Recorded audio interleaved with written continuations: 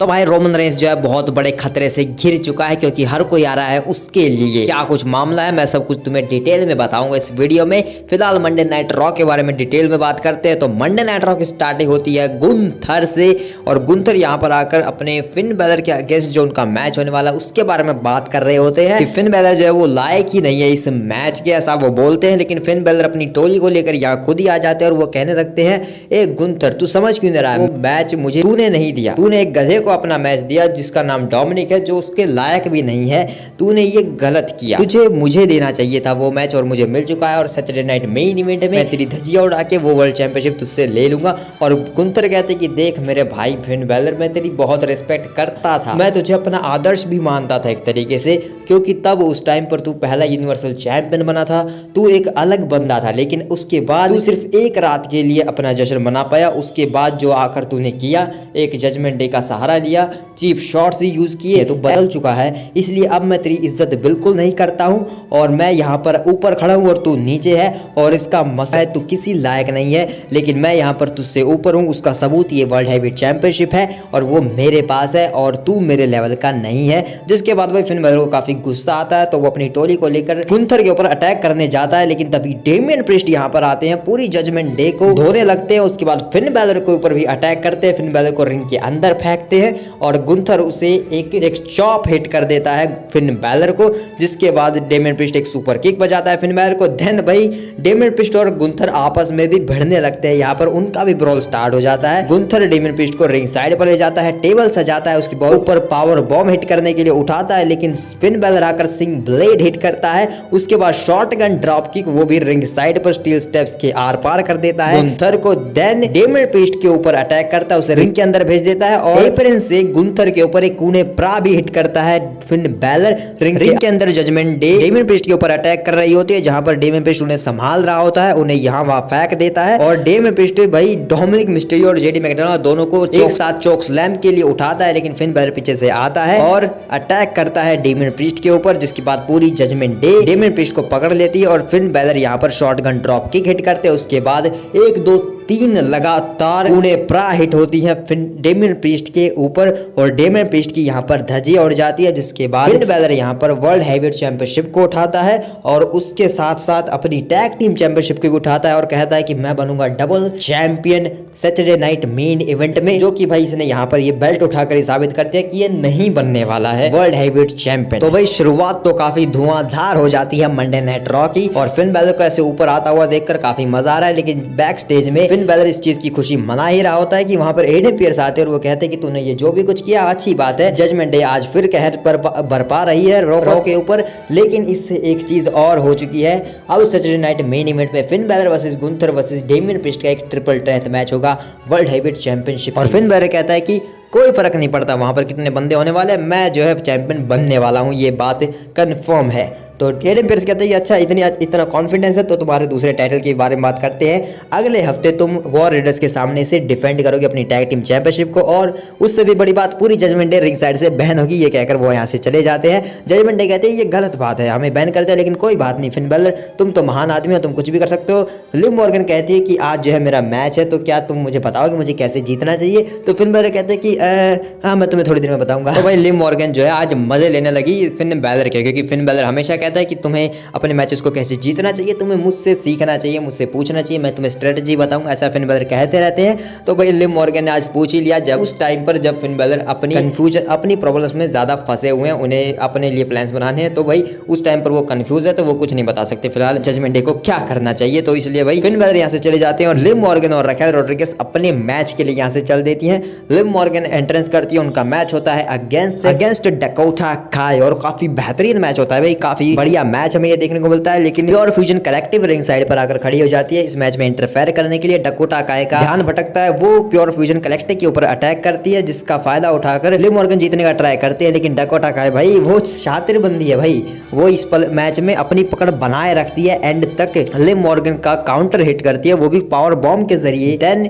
Sonia devil interfere करने का try करती है तो उसे भी टेक डाउन करती है और उसके बाद अपना फिनिशर हिट करने जाती है लिव मॉर्गन पर, लेकिन लिव मॉर्गन हट जाती है और लिव मॉर्गन अपना फिनिशर हिट करके इस मैच को जीत जाती है और डकोटा काई यहाँ पर हार जाती है, क्योंकि भाई चैंपियन तो नहीं हार सकती ना, इसलिए। उसके बाद यहाँ पर प्योर फ्यूजन कलेक्टिव अटैक कर देता है डकोटा काई के ऊपर, तो डैमेज कंट्रोल भी आ जाता है और फिर यहाँ पर ब्रॉल स्टार्ट हो जाता है। ईओ स्काई सभी को टेक डाउन करती है और कायरी सेन भाई एक high flying cross body hit करती है प्योर फ्यूजन कलेक्टिव के ऊपर, और यहाँ पर रिंग के अंदर लिव मॉर्गन ईओ स्काई को टेक डाउन कर देती है अपना फिनिशर हिट करके, और एक मैसेज देती है कि सैटरडे नाइट मेन इवेंट में तू तो नहीं जीतने वाली ईओ स्काई। तो भाई ये भी काफी बढ़िया चीज थी जो यहाँ पर ये डैमेज कंट्रोल लिव मॉर्गन का जो भी कुछ हुआ। इसके बाद शो के ऊपर फाइनल टेस्टमेंट आती है, उनका मैच होता है अगेंस्ट व्हाइट सिक।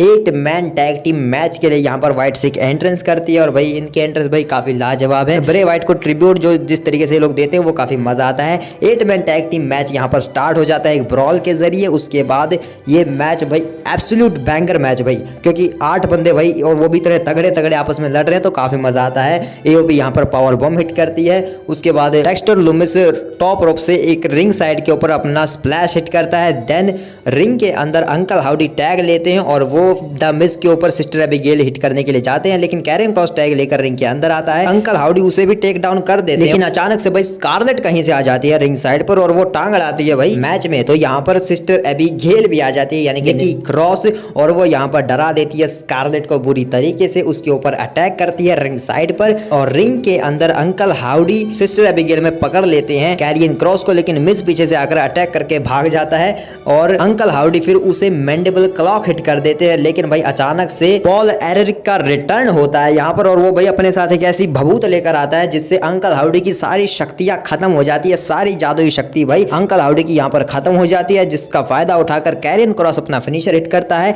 और भाई अंकल हाउडी के ऊपर पिन फॉल कर देता है 1 2 3, और कैरियन क्रॉस फाइनल टेस्टमेंट इस मैच को जीत जाती है। एक तरीके से देखा जाए तो भाई कैरियन क्रॉस के पास भी वही ताकतें हैं जो फाइट फैमिली के पास हैं, जो द फील्ड के पास है। तुम लोग समझ सकते हो क्या कौन सी पावर्स की मैं बात कर रहा हूं। तो यहाँ पर कैरियन क्रॉस ने अपनी पावर्स को बचा लिया है, अंकल हाउडी वगैरह को टेक डाउन कर दिया। तो भाई अच्छी बात है, ये काफी बेहतर चीज है फाइनल टेस्टमेंट के लिए। तो भाई मैच भी काफी बढ़िया था और उसकी एंडिंग भी बहुत बढ़िया थी भाई। पहले इसके बाद शो के ऊपर इंटरव्यू होता है, जैकी रेडमोन लेती है सीएम पंक का इंटरव्यू भाई, इंटरव्यू जिसमें वो सिर्फ यही सवाल पूछते कि आपका जो सेथ रॉलिंस के साथ जो भी कुछ चल रहा है, सेथ रॉलिंस के ने जो कुछ कहा उसके बारे में आप क्या रिस्पॉन्स करना चाहेंगे। तो सीएम पंक यही कहता है कि देखो सेथ रॉलिंस को मैं उस टाइम से जानता हूं जब वो एक बच्चा हुआ करता था, जब वो एक 16 साल का बच्चा था और वो मेरे पास आया था सीखने के लिए, कुछ रेसलिंग सीखने के लिए, क्योंकि मैं एक टीचर था ना, मैं उसे सिखाना चाहता था। वो उसने मुझसे फ्री में ट्रेनिंग ली और मैंने उसी टाइम पर उसमें देख लिया था कि वो कितना हुनर है उसके अंदर, वो कितना टैलेंटेड है वो बंदा। वो मैं जान गया था उसी टाइम पर सेथ रॉलिंस को, और उसने वो यहाँ पर आकर झंडे गाड़ दिए। उसने बहुत कुछ किया इस इंडस्ट्री में, लेकिन वो सब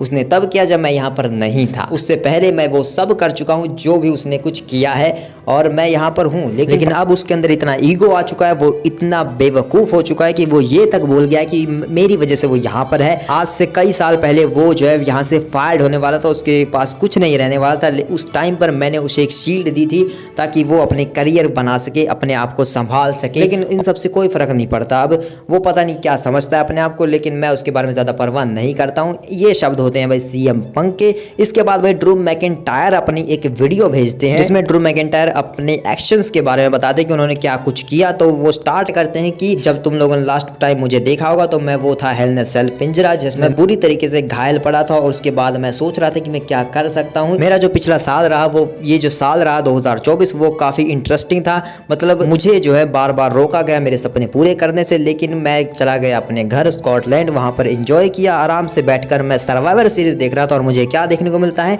सीएम पंक और रोमन रेंस एक दूसरे से हाथ मिला रहे हैं। Jimmy Uso, Jey Uso, Sami Zayn, वो सब वी द वंस कर रहे हैं, अपनी उंगलियां उठा रहे हैं हवा में। वो जिस चीज का जश्न मना रहे थे वो उनकी जीत नहीं, वो मेरी हार का जश्न मना रहे थे कि मैं यहाँ पर नहीं हूँ, उन्होंने मेरे सपने तोड़े हैं। वो उस चीज़ का जश्न मना रहे थे जहाँ जो मैं देखता हूँ, और इसीलिए ये चीज़ें काफ़ी है मेरे लिए कि क्यों मैंने सैमी ज़ेन के ऊपर अटैक किया, क्यों मैंने जे ऊसो के ऊपर अटैक किया, और अब मैं जानता हूँ मुझे आगे क्या करना है। मैं पास्ट को नहीं बदल सकता, जो कुछ ब्लड लाइन ने और सीएम पंक ने मेरे साथ किया है, उन दोनों जिस तरीके से मेरे सपनों को तोड़ा है, लेकिन मैं इस टाइम को बदल सकता हूँ, मैं प्रेजेंट को बदल सकता हूँ और उससे मैं अपना फ्यूचर बदल सकता हूँ और मैं ये सब करूंगा। तो भाई ड्रू मैकिंटायर अपने साफ शब्दों में जाहिर कर देते कि वो क्या करने वाले हैं। वेल इसके बाद सेथ रॉलिंस आते हैं शो के ऊपर और सेथ रॉलिंस की अगर तुम बैक में देखोगे तो वहां पर ट्रिफनी स्टैटन एडम पियर्स से बात कर रही है। इसके बारे में एंड में बात करेंगे, लेकिन सेथ रॉलिंस भाई एंट्रेंस करते हैं, अपनी अरीना में आते हैं, रिंग के अंदर खड़े होते हैं और वो यहाँ पर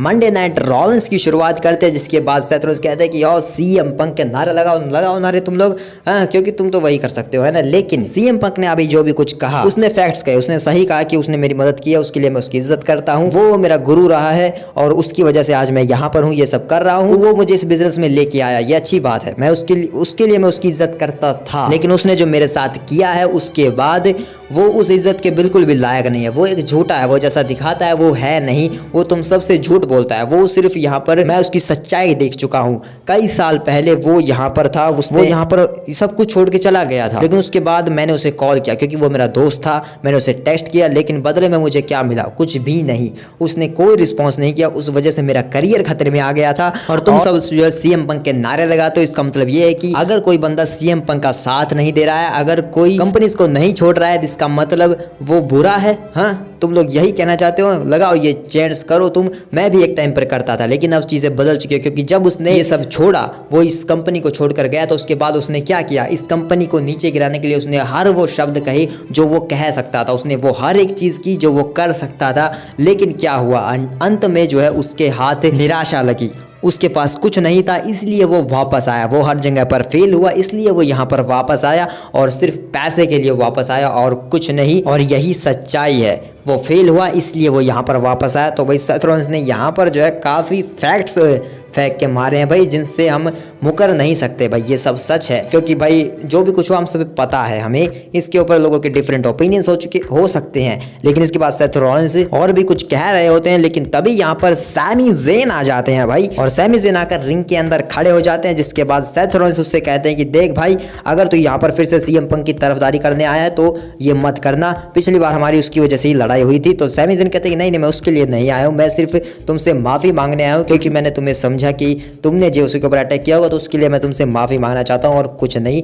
तो मैं बस माफ़ी मांग रहा हूँ। तो सेथ रॉलिंस कहते हैं कि अच्छा, तो तुम यहाँ पर आकर सबके सामने मुझसे माफ़ी मांग रहे हो, ये अच्छी बात है, मुझे पसंद आया, उसके लिए तुम्हारा शुक्रिया। लेकिन मुझे एक बात बताओ, जब हम दोनों जो है हम बिल्कुल भाई थे, हमने सब कुछ यहाँ पर एक साथ किया, और जब जेउसो के ऊपर यहाँ पर अटैक हुआ था पहले, तो सबसे पहले कौन इंसान था जिसने जेउसो की मदद की थी? वो मैं था, मैंने तुम्हारी मदद की थी। और अब जब जेउसो के ऊपर किसी ने मिस्टीरियस अटैक किया, तो तुमने कैसे ये मान लिया कि वो मैं कर सकता हूँ? हाँ? तो सैमी ज़ेन चिल्लाकर कहने लगते कि ये भाई वो अलग बात थी, पिछले हफ्ते जाकर सोच तुमने क्या किया था, तू किस तरह का इंसान बन चुका था, जो भी बातें तू कर रहा था वो तू नहीं कर रहा था, ऐसा लग रहा था कि जैसे ड्रू मैकिंटायर आ चुका है तेरे अंदर। तो सेथ रॉलिंस कहते हैं व्हाट, ड्रू मैकिंटायर? मैं ड्रू मैकिंटायर बिल्कुल भी नहीं हूँ, समझा? तो सैमी ज़ेन कहते हैं कि हाँ मैं जानता हूँ तू ड्रू मैकिंटायर नहीं, और तू वो हो भी नहीं सकता क्योंकि तुझसे बेहतर है, तू एक अलग इंसान है। लेकिन पिछले हफ्ते जो मैंने तेरा रूप देखा वो मैंने तुझे कभी नहीं देखा था वैसा, और वो ऐसा ही लग रहा था जैसे कि ड्रू मैकिंटायर जो बकवास करता है वैसी सेम बकवास लग रही थी, और मैं तुझे वैसे नहीं देख सकता। मैं जिस सेथ रॉलिंस को जानता हूँ वो बेहतर है, वो चीज़ों को सही तरीके से करता है। तेरे सीएम पंक के साथ कुछ पंगे हैं,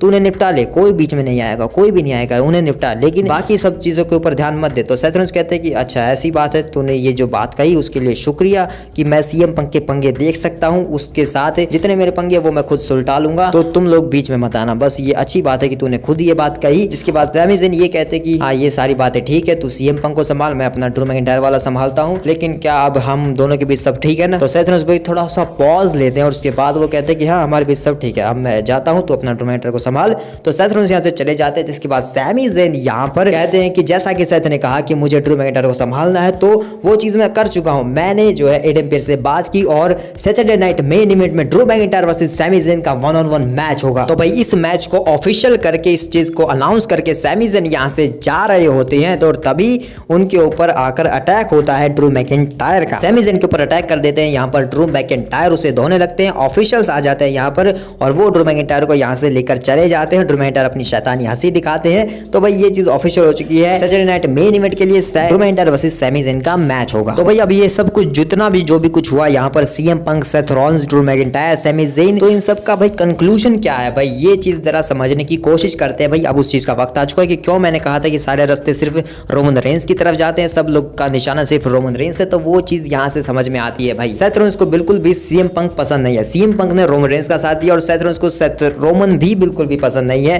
तो भाई सेथ रोलिंस वैसे ही उनके खिलाफ है।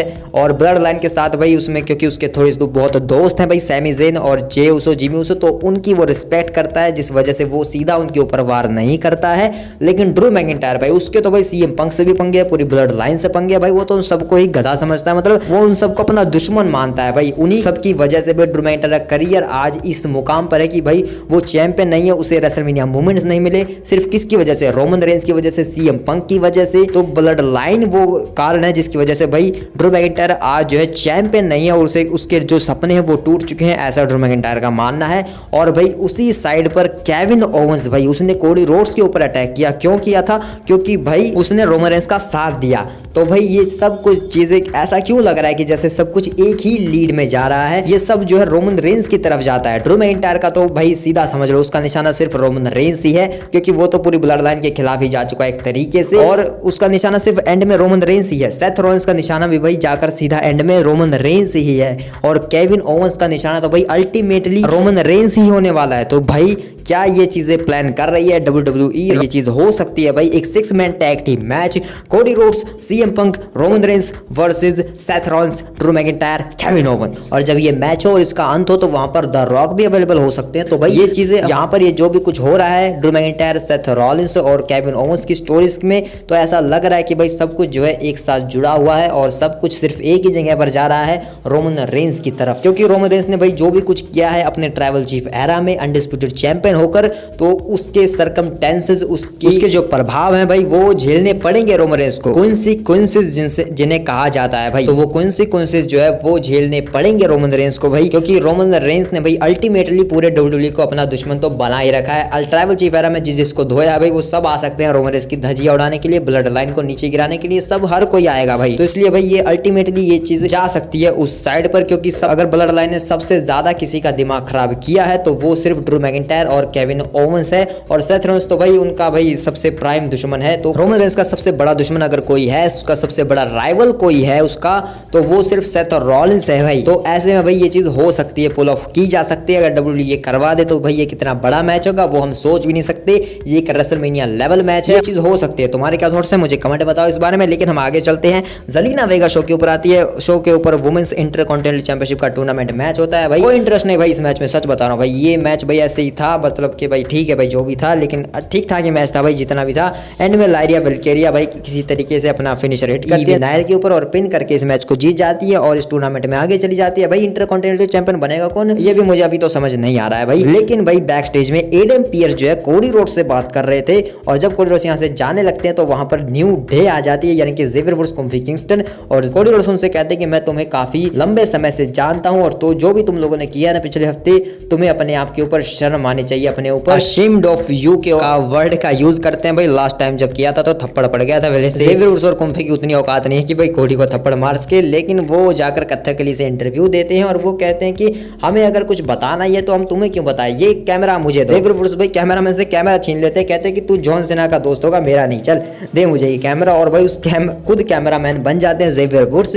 कोफी किंगस्टन और ज़ेवियर वुड्स भाई एंट्रेंस नहीं करते, उनका थीम सॉन्ग बजता ही नहीं भाई, ऐसे ही फालतू में आ जाते हैं और सबका रिएक्शन दिखा रहे होते हैं भाई। यू सक, न्यू डे सक्स के नारे लग रहे होते हैं भाई। न्यू डे घटिया है, वाहियात है, ऐसे नारे हमें देखने को मिलते हैं। इतनी बू देखने को मिलती है भाई, डॉम को भी नहीं मिली होगी भाई आज तक इतनी बू। कोफी किंगस्टन ज़ेवियर वुड्स यहाँ पर कहने का ट्राई करते हैं कि हमने जो भी कुछ किया उसके बाद तुम हमें ये दे रहे हो, 10 साल की पॉजिटिविटी के बाद तुम हमें इतनी नेगेटिविटी दे रहे हो।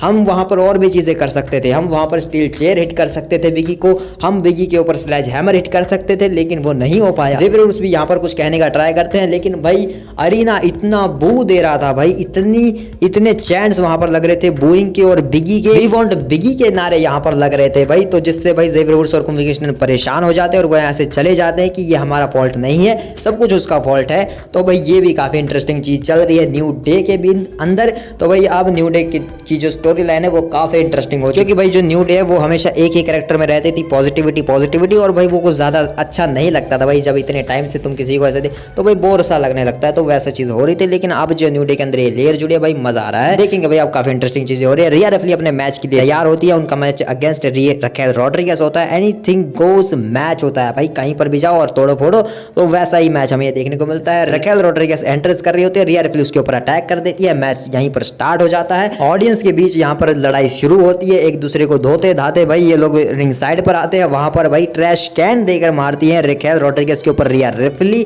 और उसके बाद ये मैच रिंग्स के अंदर आता है। और यहाँ पर भाई काफी मजेदार चीजें होती है। किंडो स्टिक्स का इस्तेमाल करती है रिया रिफली रकेल रॉड्रिगेज को धोने के लिए। टॉप रोप पर चढ़कर एक ड्रॉप किक भी हिट करती है, रिंग साइड पर लाती है रिया रिफली, रकेल रॉड्रिगेज को टेबल निकालती है, लेकिन रकेल रॉड्रिगेज यहाँ पर पलटवार करती है। मैच अगेन रिंग के अंदर आता है। यहाँ पर रकेल रॉड्रिगेज चेयर के ऊपर कुछ हिट करने का ट्राई करते हैं, लेकिन रिया रिफली उल्टा एक फेस बस्टर हिट कर देती है जो कि परफेक्टली हिट नहीं हुआ था। रिया रिफली यहाँ पर रकेल को चेयर्स के ऊपर रेपटाइड देने का ट्राई करती है, लेकिन लिव मॉर्गन मैच के बीच में इंटरप्ट करती है। रिया रिफली लिव मॉर्गन को रिंग के अंदर लाती है, चेयर्स के ऊपर पटक देती है, और उसके बाद रकेल रॉड्रिगेज जो है यहाँ पर पावर स्लैम हिट करती है चेयर्स के ऊपर, लेकिन रिया रिफली किक आउट कर देती है यहाँ पर, जिसके बाद एक पावर बॉम्ब का ट्राई जाती है, लेकिन रिया रिफली यहाँ पर पलटवार करती है एक, और फिर से रिपटाइड के लिए जाती हैं, लेकिन लिव मॉर्गन फिर से बीच में आ जाती है भाई, और यहाँ पर लिव मॉर्गन फंस जाती है क्योंकि रिया रिफली उसे पकड़ लेती हैं, उसे गालियाँ देने लगती हैं, लेकिन पीछे से रकेल आती है तो उसे एक सुपर किक हिट करती है रिया रिफली।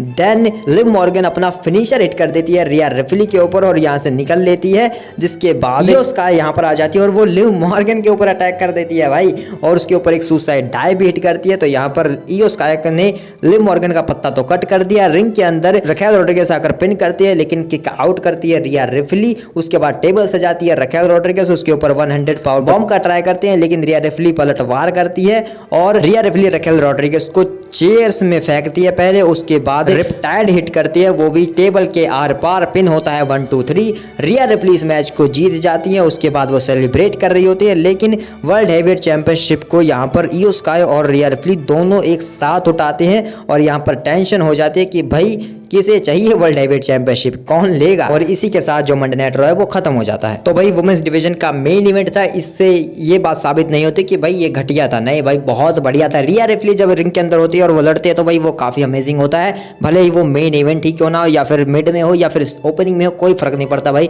रिया रिफली भाई फिलहाल वुमेन्स डिवीजन को अपने कंधों पर चला रही है, मानो या ना मानो। और ये जो मैच था भाई रकेल रॉड्रिगेज वर्सेस रिया रिफली, एक हमारी मामी वर्सेस बिग मामी कूल के बीच जो ये मैच हुआ भाई काफी मजेदार था भाई, और वो भी एनीथिंग गोज वाले स्टिपुलेशन भाई काफी मजा आया भाई, मतलब काफी बैंगर मैच था भाई, मेन इवेंट की तो लायक था भाई, मैं ये कह सकता हूँ। जो आज की जो मंडे नाइट रॉ थी भाई वो थोड़ी सी डिसेंट ही थी, क्योंकि भाई ज्यादा ऊपर या नीचे नहीं था। कुछ सेगमेंट्स थे जो काफी बढ़िया थे, सैमी ज़िन, सेथ रॉलिंस और भाई न्यू डे वाले, लेकिन कुछ जो मैचेस हुए थे भाई वो थोड़े से नीचे कह सकते हो। तो मैचेस में आज उतना मजा नहीं आया सिवाय मेन इवेंट और उस 8 मैन टैग टीम मैच के, तो वो 2 मैचेस काफी बढ़िया थे भाई। यही था मंडे नाइट रॉ का हाल, कुछ ज्यादा बेहतर नहीं था कि भाई एकदम भाई ऐसा कि क्या हो गया, लेकिन ठीक थी भाई जो भी था। लेकिन इस शो के ऊपर भाई वो जो विंडो ट्रांसफर चल रहा है ना भाई, उसमें हमें कुछ चीजें पता चल चुकी है कि जैसे कि हमारे जो WWE जो चैंपियन है वो शायद मंडे नाइट रॉ के ऊपर आने वाले हैं, और जितने भी वर्ल्ड हेवीवेट चैंपियंस है वो स्मैक डाउन पर जाने वाले हैं, और ट्रिफनी स्ट्रैटन भी भाई शायद जो money in the bank winner है वो भी यहाँ पर आने वाली है, क्योंकि